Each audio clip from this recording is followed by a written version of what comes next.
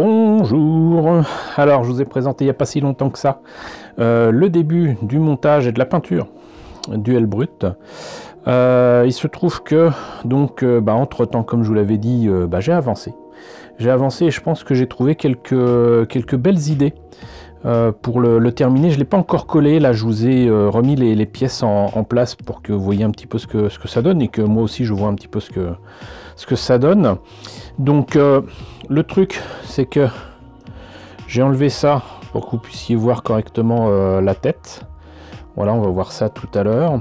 Mais vous voyez que donc de toute façon j'étais très content de l'effet que ça donnait au niveau de la chair. Voilà, boursouflé de ce brave L-Brut.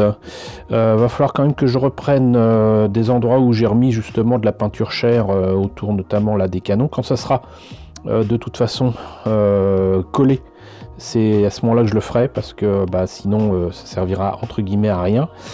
Mais j'ai eu quelques belles idées, je pense. Donc déjà continuer à mettre de la couleur chair, j'allais dire même de la couleur os sur la colonne vertébrale, c'était une riche idée franchement. Et j'ai complété ça avec un petit coup de Agrag Surfshade dessus. Alors c'est pourtant pas la version gloss comme ils disent, donc brillante, mais ça rend très bien et ça brille un petit peu. Donc ça rend vraiment très organique, c'est assez sympa. Et sinon par rapport à tout ce rouge, toutes ces couleurs chaudes, j'ai ajouté en fait du bleu que j'ai pris sur les couleurs contrastes. Voilà, avec l'Ephrematic Blue. Et pourquoi? Parce que tout simplement je me suis dit en fait ce que l'on voit aussi parfois sur les figurines que j'ai et que je finirai par vous montrer de Warhammer 40 000 Conquest avec certains serviteurs de Nurgle, eux je leur fais vraiment des trucs pourris, etc. Ça c'est voulu, mais là je me suis dit que pour un représentant du chaos, les tuyaux là qui semblent à la fois mécaniques et organiques pourraient très bien transporter de l'énergie. Et en fait j'ai peint en blanc tous les morceaux, vous voyez, de tuyaux, où on voit en fait l'intérieur du tuyau est recouvert presque de chair, quoi. Et je me suis dit que ça pourrait faire une espèce de version, comment dirais-je, avec de l'énergie qui passe dedans, quoi. Voilà. Donc à l'écran là ça rend pas terrible, mais j'avoue que sur le moment c'était très bien. Et là je me demande si en fait ça serait pas mieux si je mettais carrément du vernis brillant. On verra ça plus tard. Ça sera parmi les choses à terminer, mais je suis assez content de mon idée. Alors je sais pas si ça correspond à quelque chose de vrai ou quoi, mais bon.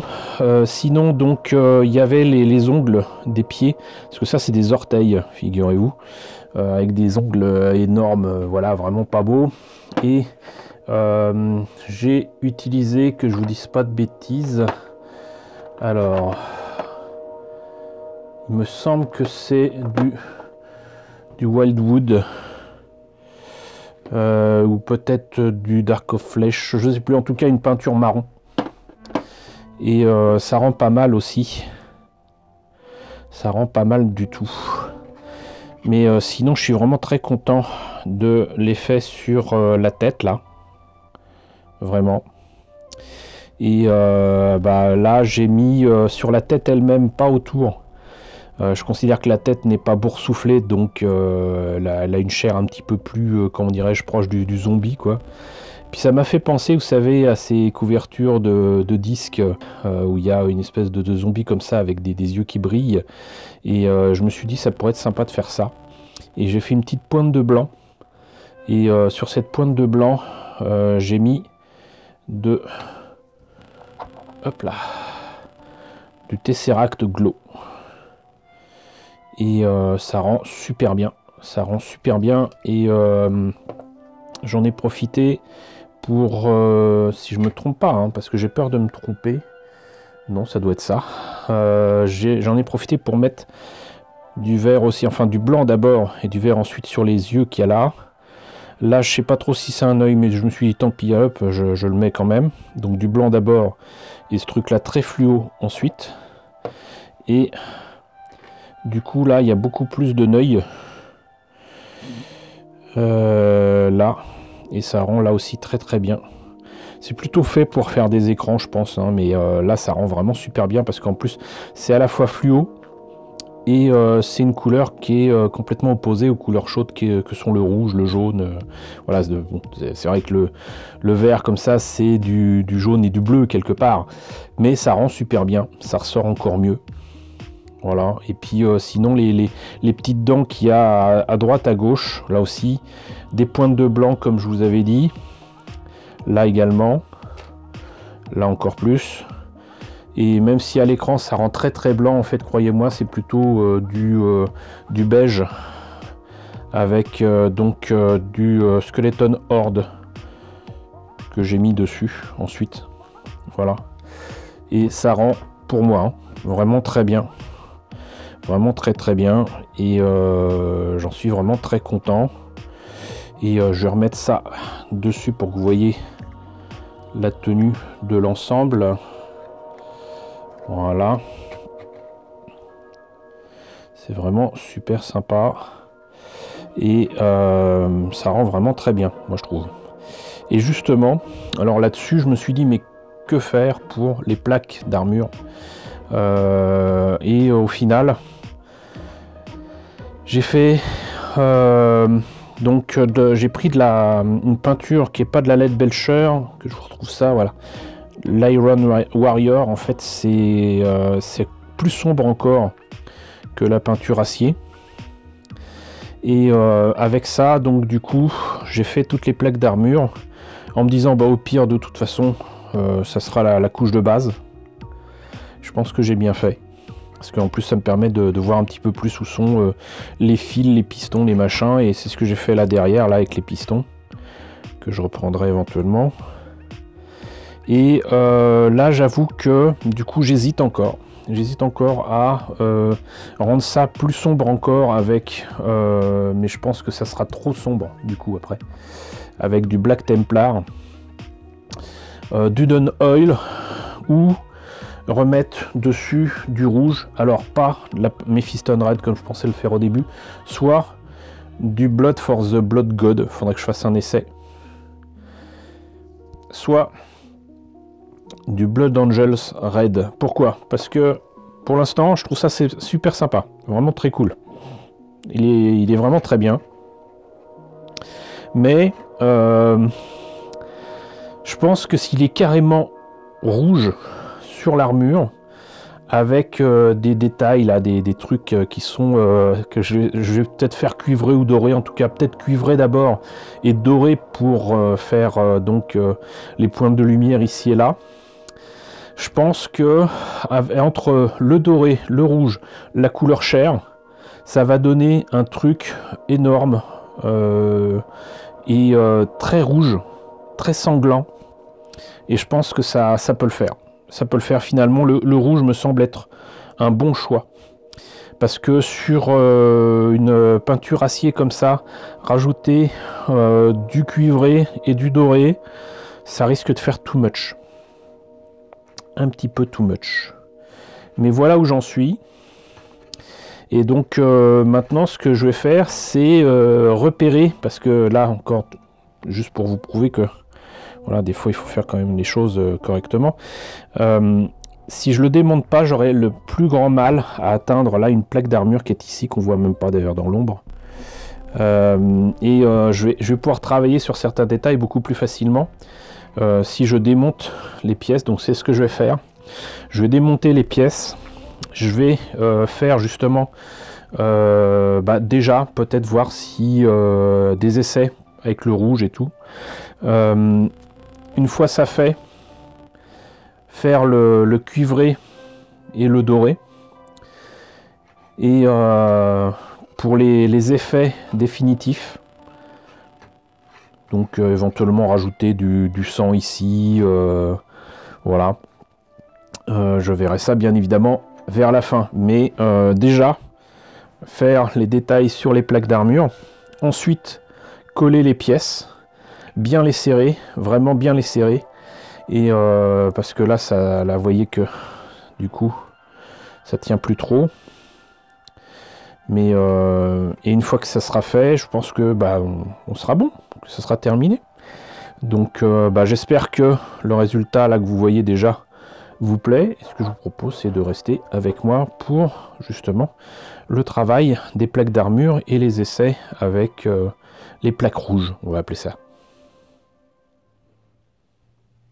Bon, et bien sincèrement, je suis très content d'avoir choisi d'utiliser d'abord donc cette couleur acier un peu sombre qui est l'Iron Warrior, et donc d'ensuite utiliser la contraste Blood Angels Red, déjà parce que celle-ci convient pas, voilà, ça allait pas, mais alors avec ça, impeccable en un tour de main ou presque.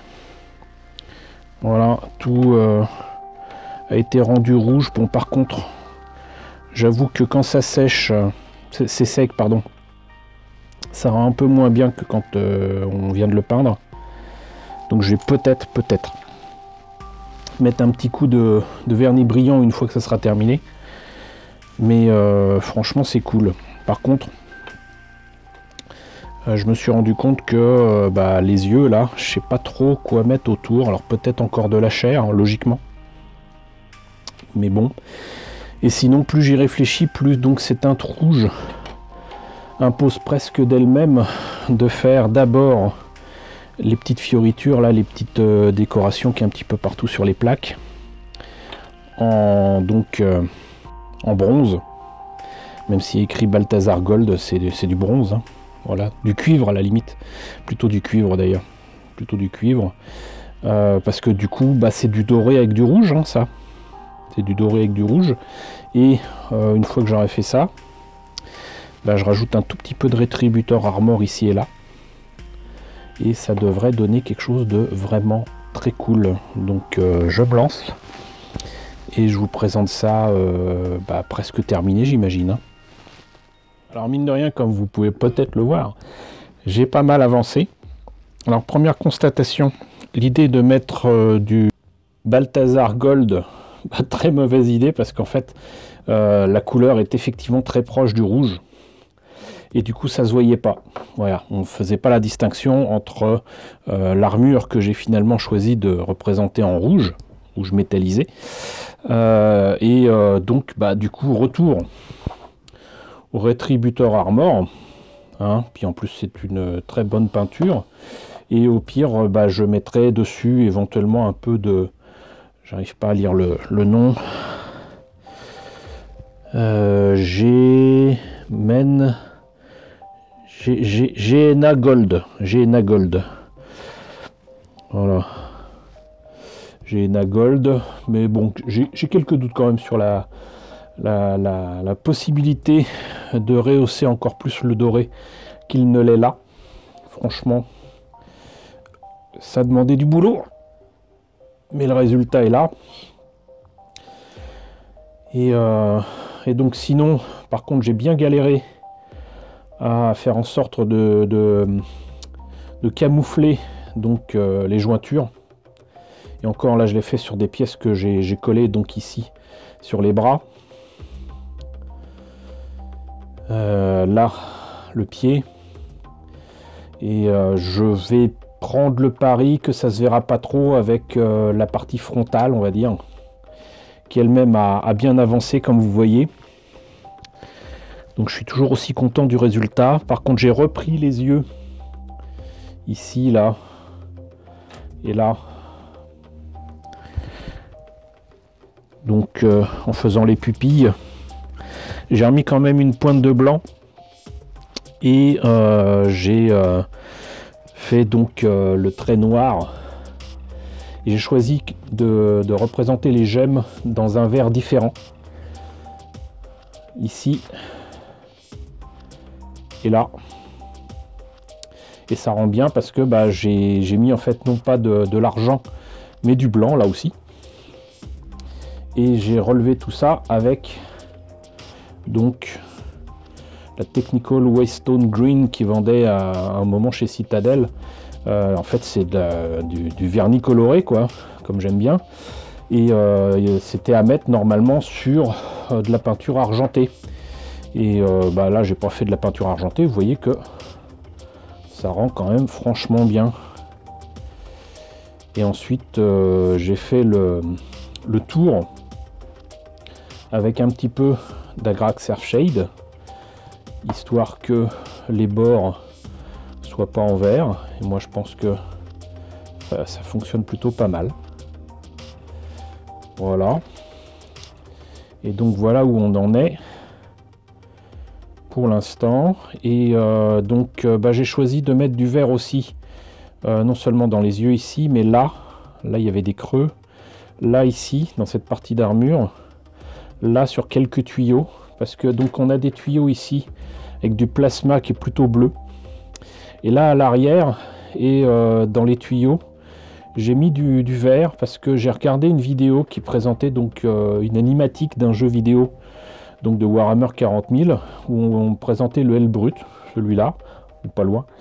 Ces gemmes et la façon dont il était représenté, c'était plutôt encore du rouge et comme s'il avait des hauts fourneaux dans le corps, et donc c'était plutôt des trucs rougeoyants qui sortaient, donc c'était du rouge sur du rouge. Et je me suis dit, on va mettre plutôt du vert, on va continuer sur le vert. Donc du vert ici, du vert là. Et je vous montre, je vais essayer de vous montrer ce qu'il en est avec donc cette Technical Tesseract Glow que je trouve superbe. Parce que je l'ai fait ici. Et puis je me suis dit on va montrer quand même ce que ça donne là. Et vous voyez donc en fait il suffit de mettre du blanc. C'est vraiment tout bête. Vous mettez du blanc. Vous secouez bien. Voilà. Je vais prendre quand même un petit peu de pigment ici. Histoire que ça soit bien fluo. Donc en espérant que vous voyez.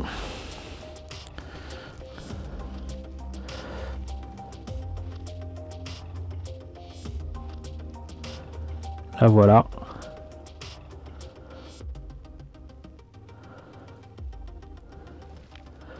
Et c'est fait.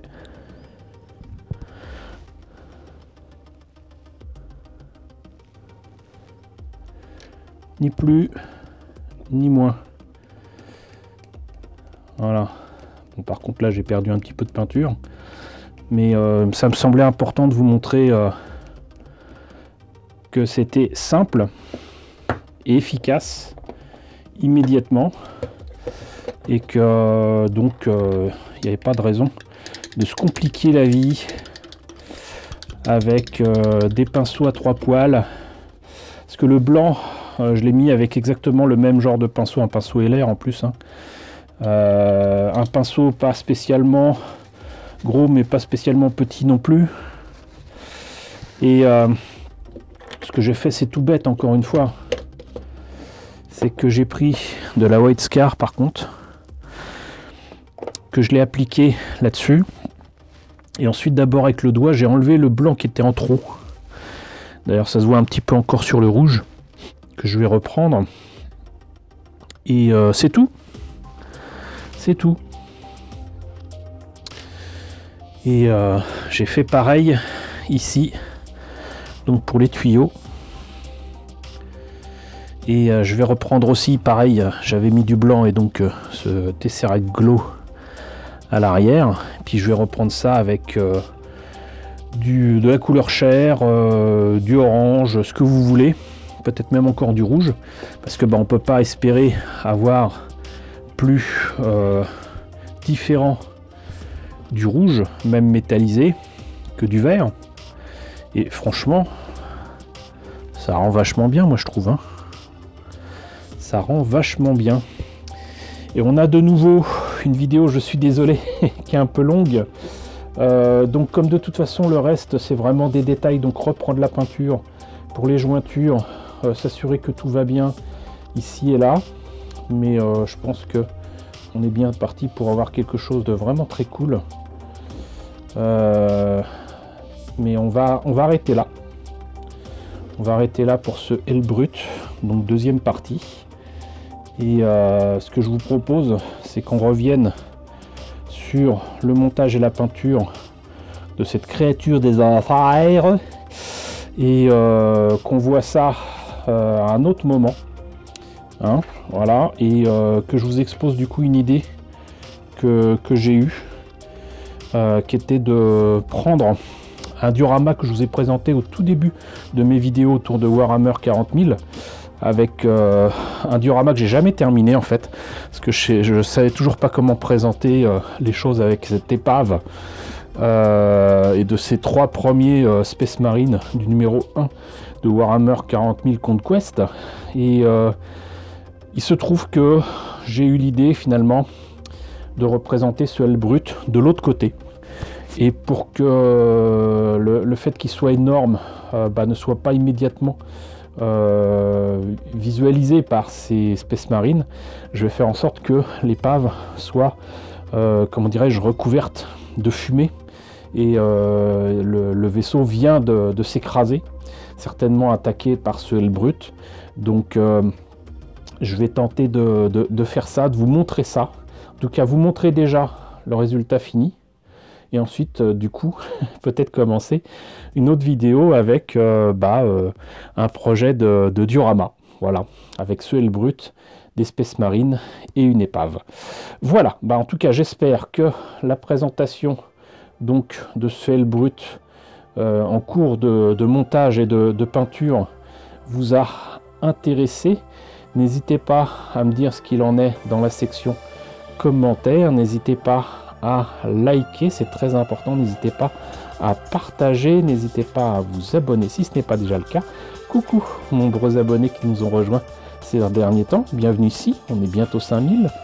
Coucou aux grands anciens qui me suivent depuis 6 ans. Merci à tous de votre fidélité, merci à tous de votre soutien sur Tipeee et sur Paypal. Surtout prenez soin de vous. Je vous laisse avec la liste des contributeurs de la chaîne et je vous dis à très bientôt pour la présentation de la suite et la fin de ce Hellbrut de Warhammer 40 000.